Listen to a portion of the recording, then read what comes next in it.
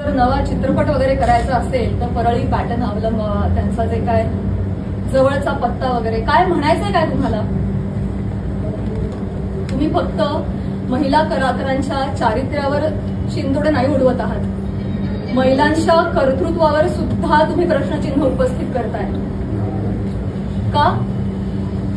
कुठल्याही पुरुषाच्या किंवा राजकारण्याच्या उबड्यांशिवाय एखादी महिला स्वकर्तृत्वावर यशस्वी होऊ शकत नाही का? कष्टांनी आणि मेहनतीनं एखादा माणूस मोठा होतो, याचा तुमचा विश्वास का नाही बसत?